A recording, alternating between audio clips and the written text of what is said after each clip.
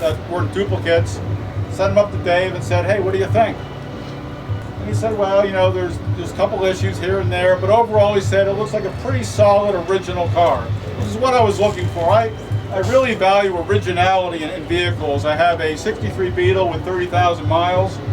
I have a 66 International pickup with 14,000 miles. I like originality. So Dave said the car was pretty original. Yeah, there's a couple issues with it, but nothing that can't be dealt with. So that really gave me comfort, knowing that Garage Timber had a pretty good reputation, and Dave said, yeah, it's a good car. And at that point, I committed to Rob. Told Rose I wanted to wire a bunch of money to the Netherlands, which she was kind enough to allow me to do. And I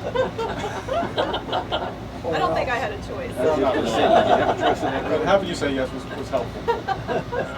While I was over there, I had the spheres replaced. There's 6 spheres on the vehicle, 1 for each suspension unit, 1 for the brake system, 1 the main accumulator sphere. I had them replaced because they're a lot less expensive over there. That was my understanding anyway. Sorry, Brad. There you are. And then I had the new the correct Michelin XAS radials put on it. Again, they're less expensive over there. I think I paid like $200 a piece for the tires. And then I had the exhaust system replaced. Although I didn't know at the time, he didn't replace the one part that really mattered, but I learned that later, the hard way. So, at that point, I have a car that I've committed to over in the Netherlands. Now I got to get it here. And a lot of people have asked me, well, how do you get the car here? How hard is that to do? And there's this one word answers the entire question: broker. Get a good broker. And I used Eric DeWitt out of Maryland. He made the thing super easy. Okay, he doesn't charge a lot, but he makes the thing go seamlessly. And all I had to do was keep signing my name to legal documents and keep sending checks to people. But it really wasn't that expensive. I also learned a little bit about the shipping industry. I think Eric in one of the emails said it's going to be put on the Ro-Ro in a month. What's a weird name for a boat? What the heck's a Ro-Ro? I finally realized that means roll on, roll off. They roll them on the boat and they roll them back off. That's what a Ro-Ro is. So I learned a little bit about that. But Eric made it extremely easy. I would strongly say don't try to bring a car over from Europe without a broker and without a really good broker. Once a car is over 25 years old, you can bring in anything you want. There are no restrictions. There is some paperwork with the government, but there's no restriction on what you can bring in. If it's less than 25 years old, don't even try. You'll never get it in the country. So just wait the 25 years. And obviously, with these cars, that's long since passed. But Eric handled all the paperwork, got a hold of the customs brokers for me. All I had to do was just sign paperwork and write a couple checks, and he actually delivered to my house. So he was a real full service on the entire transaction. He also reassured me on how to approach PennDOT with it. I mean, PennDOT has a bad reputation, although I think somewhat undeserved. I actually went into PennDOT with all my paperwork. I read up on it, gave him a French translation of the original owner's card and all the other paperwork, and gave the paperwork to the clerk. She came back later in 10 minutes with a plate. Wow. Wasn't real hard. I think they were happy to get this 6% of the price of an expensive car. That's what they were looking for. So they got their money, and I got my plate, and I was happy with that. So again, there's not much more I can say about the buying process, bringing them in. Get a good broker. It's going to be pretty seamless for you. Yes. Question: as part of this paperwork process, did you get a document that was basically a title with your name on it? No. It was still titled in the previous owner's name. Okay. So how did you deal with the proof that you were the actual person? I'm thinking of the basic title transfer. That's how I did that. Because I ran into a problem with my car where I did not have a document that had my name on it. I had all sorts of other paperwork where basically the person I used a broker. Yeah. There was documents with the broker's name on it, and the person that he had purchased the car from. Well, in my case, in Virginia, I took all this paperwork to the Virginia Department of Transportation, which is somewhere in Dante's Ring of Hell. And I went 3 times. Yeah. And the second time I went, I was getting really frustrated. Not a good idea. Don't, you know? That's bad. And the supervisor came back and she made a really good point. She says, I need a document with your name on it that says you are the new owner. None of the stuff you've given me has your name on it. So what I solved the problem. The person who was my broker went ahead, took all the paperwork back, registered in Maryland. So I got the title transferred from that person to me, and then it was like smooth sailing. So how did you deal with that issue? I think the way it worked, and I'd have to go back with the paperwork, I think that the car was sold to Garage Timmer. Right. They were actually an agent. They weren't, it wasn't originally their car. They were selling it for somebody else. It was sold, it was titled up, it was sold to them. It was never titled after the original owner sold it. I had what they call the carte grise, the gray card, and it had the sale date, but it was never retitled. But I had a document that showed that it was sold by this guy to Garage Timmer, and I had a bill of sale from Garage Timber to me. Okay, so the bill of sale is what. Yeah. So you did have a document with your name. Right, but no title. Okay, but it was a bill of sale. Yeah. Oh, okay. The bill of sale is the magic thing. Yeah, and I still had the original gray card. Okay. I'm not sure how I ended up with that, but I had it. So that part did seem a little fuzzy to me, but Eric said if you go into PennDOT and have all your ducks in a row, you should have no problems. And I worried about it a bit, but went in there and it went fine.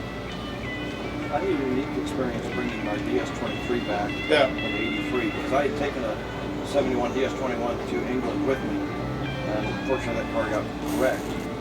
And when I went to ship my DS23, I got a letter making it a replacement vehicle for shipping purposes. Okay. And I went down to the Army folks at Felixstowe, the docks, for the shipping command, and fill out documents. And I actually claimed on there that it would probably need some modifications to meet U.S. specifications, et cetera, et cetera. Well, the Army folks were really nice. They put a little green sticker on the windshield which meant that it didn't need to go through customs when it reached Baltimore. I'm not joining the Army. And- Sorry, I'm not going to do it. It's been over 32 years, so my recollection is a little fuzzy. But I don't recall when I went to register in the state of Maryland. I don't recall ever paying tax on it. I paid tax on mine. I paid tax on mine. I Yeah, mine probably was did, but I taxed don't as well. recall. I don't Maybe recall because you were doing a it. GI. I mean, it might have been because you were military. And it might have been Probably, because it yeah. was a replacement for a vehicle that had been previously registered in the state. If I remember Like the I said, paperwork right, I think there are some exemptions for military, but I'm not sure what they are. Well, when the bill of sale obviously had the real price you paid. for Yes, it. yeah, I didn't try to fake that or anything. Yeah, because in my situation, we kind of fudged the price by like Oh my God. $15,000. Actually, now that I think about So I it, the saved a reason I lot don't on have any recollection is because I gave my father power of attorney to take care of that for me. So I don't even recall dealing with it. In fact, when I came back from Texas on leave to get the car, it already had tags on it. So The other thing that PennDOT told me that I have regular plates on the car. I have to get inspected every year. They said it's a lot easier to bring the car in as a normal plate, get a normal plate, then go get a classic car plate after. So I haven't got around to doing the classic plate.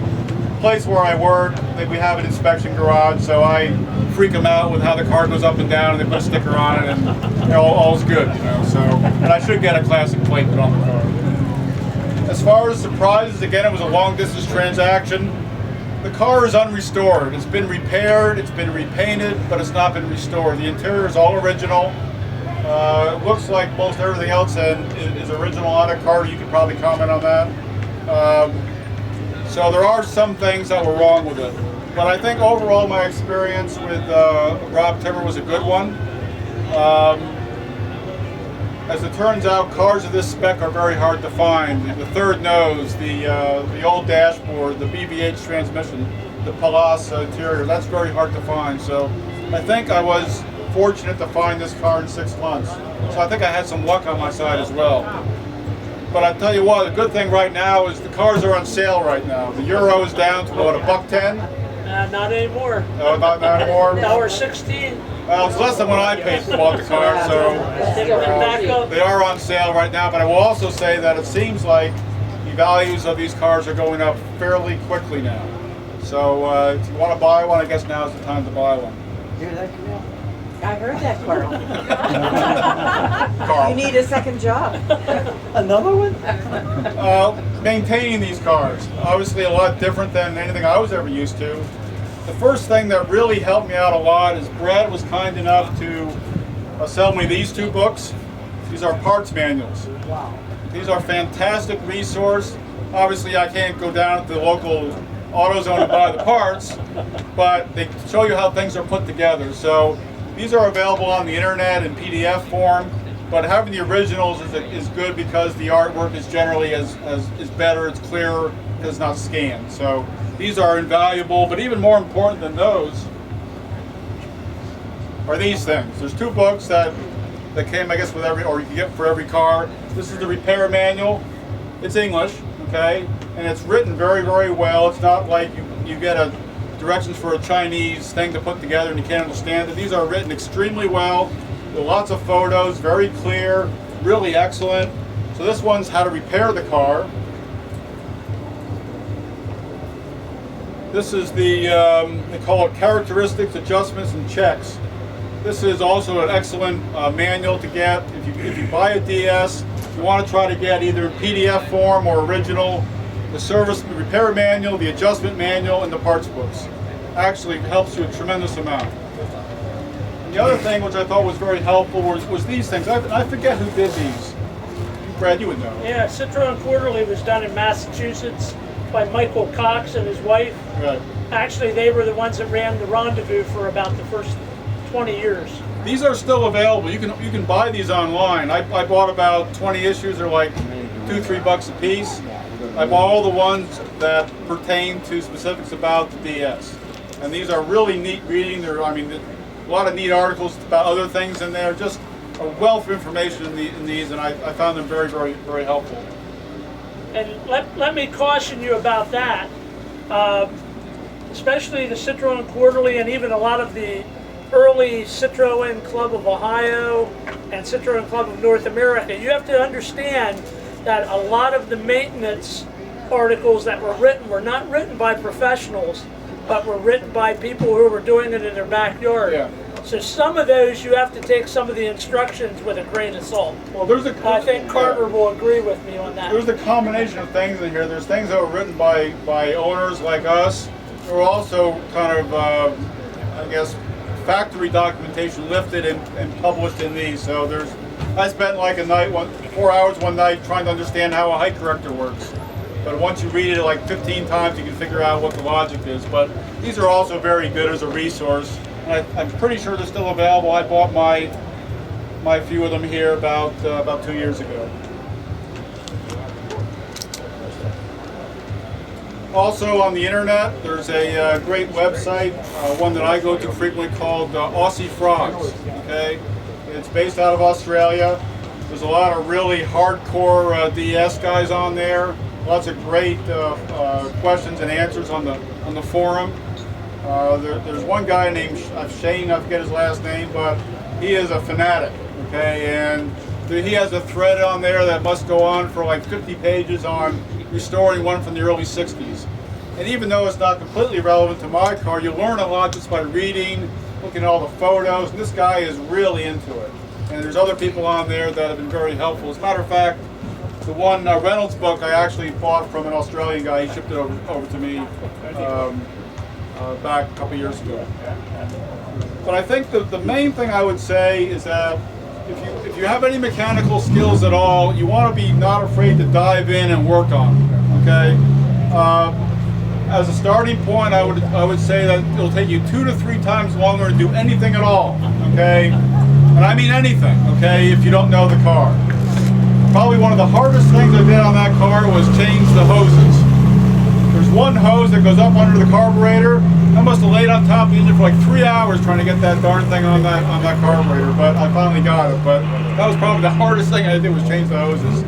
Changing the belts is also very difficult. You have to take a lot of things apart, and getting this little boot back over the slave cylinder for the clutch, that took me like 2 hours. So laying on top of an engine trying to fiddle around with stuff is kind of hard. It's something a professional could do in probably 5 minutes, but what I find is that if you dive in and work on the car, you learn a lot about it.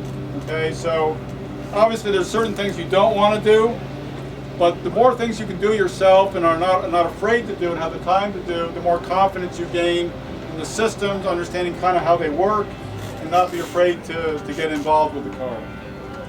But you want to know your limits as well. I mean, for example, about a year after I had the car, the hydraulic pump started leaking.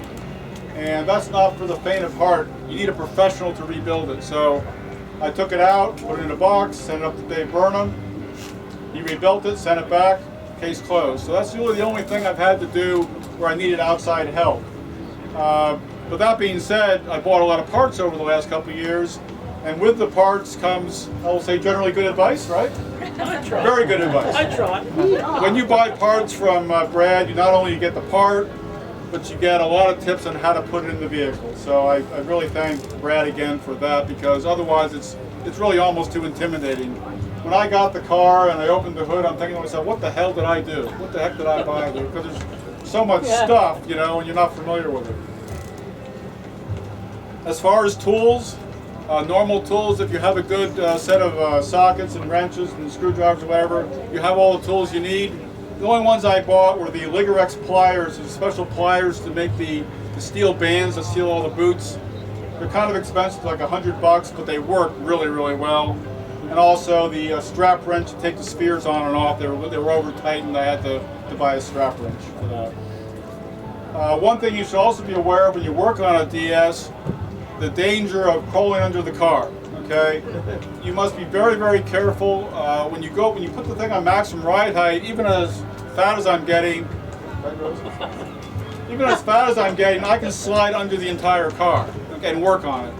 But the danger is you always want to block it up with blocks before you crawl under. If you touch the wrong controls or the wrong things, it'll come down on you, and that won't be a pretty sight. So before I stick any part of my body underneath the car, I always raise it all the way up, put my 6x6 safety blocks under it, and let it come down on it. And then you have plenty of room to work, and you have absolutely no danger. So that's something that I would really, really want to stress about safety on hydraulically suspended vehicles. Just give you a quick rundown on some of the things that I've done. On the preventative side, one of the things I learned quickly from Brad is that the original fuel pump was still on it, the original oil pressure switch was still on it, and both those, particularly the oil pressure switch, are kind of time bombs, I understand. They can let go and you lose all your engine oil in a matter of probably seconds and you ruin your engine. So first thing you want to do is change out the fuel pump if it's not original, if it's original, and change out that oil pressure switch. The other thing is that a lot of older cars, whether they be with a Weber carburetor like this or a Solix carburetor, they have a tendency for the brass inlet on the carburetor top body to come loose. And when that happens, the engine may keep running, but you're spraying gallons of gas all over the engine. And I actually had this happen to me years ago on an old VW. I was driving along back probably in the early 80s, my dad's old VW. And I'm thinking the gas gauge is going down really, really quick.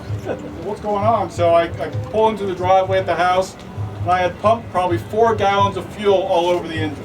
Okay? And there's more than one of these DS that have burned to the ground by having that inlet pull out of the carburetor, and then the gas is pouring all over everything and then catch fire. So there's 2 ways to approach it. One, there's a kit that I got that I haven't installed yet, where you can put a threaded brass fitting in the carburetor. What I did for right now, I put a safety wire that ties the clamp back to the body of the carburetor so it can't come loose. Okay, so those are the things you definitely want to do, is put that safety wire on your gas inlet, or get that kit, which I think might still be available, and thread the body and put this threaded fitting into the card body.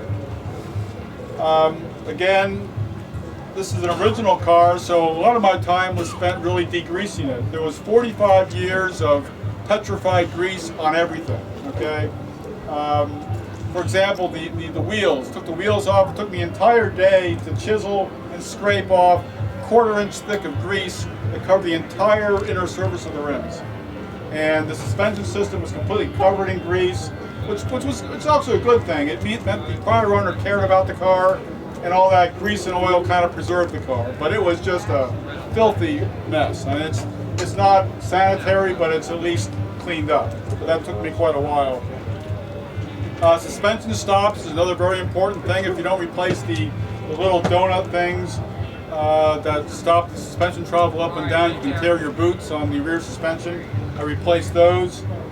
As far as rust damage, the driver's side was flawless. It looked like it came out of the factory. Passenger side had some little minor issues that I had to straighten out.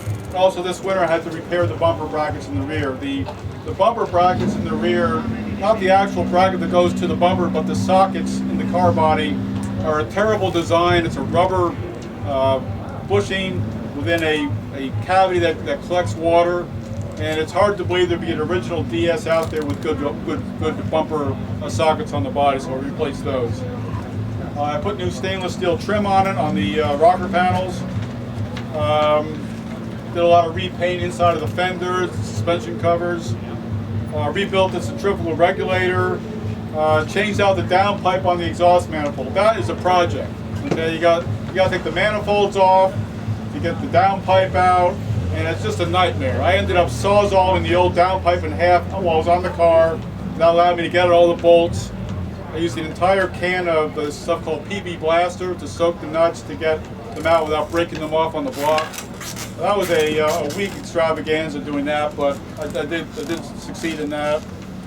I've also, and this may or may not be correct, Brad, but I've noticed that if you're going to have a hydraulic leak, it seems to be on the return lines. Is that accurate? Most likely. I've not had any leaks on the high pressure side, and no leaks whatsoever, but I've had leaks on the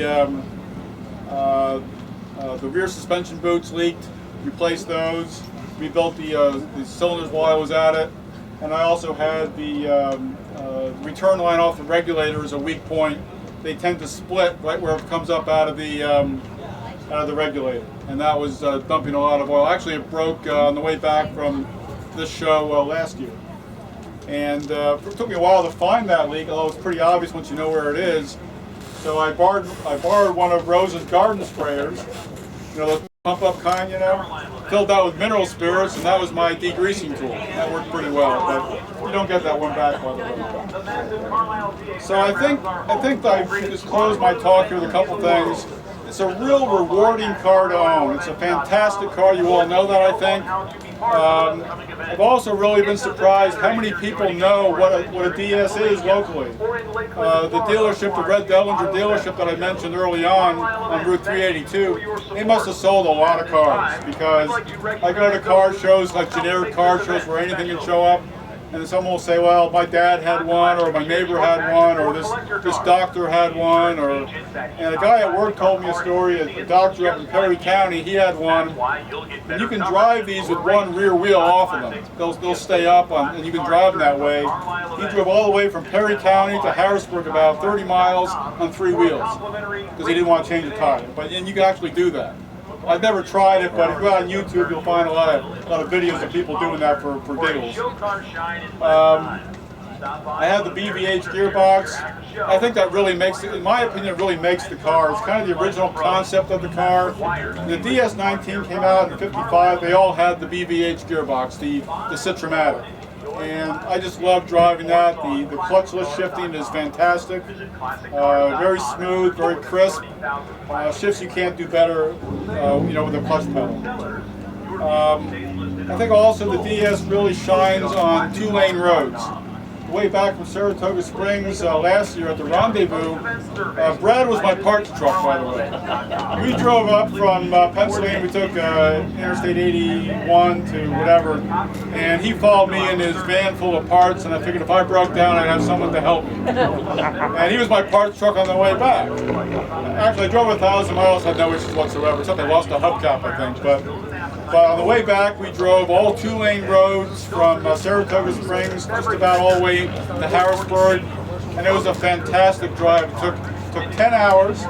We stopped a couple times. When I got out of the car after 10 hours of driving, it's like I had driven a car 1 mile. It was that comfortable. The seats are incredible. The ride is fantastic. What really surprised me is the handling is also very good. It's a good handling car. Fantastic road manners, and the ride quality, of course, is phenomenal. The power, it's not a fast car. Mine has 109 horsepower.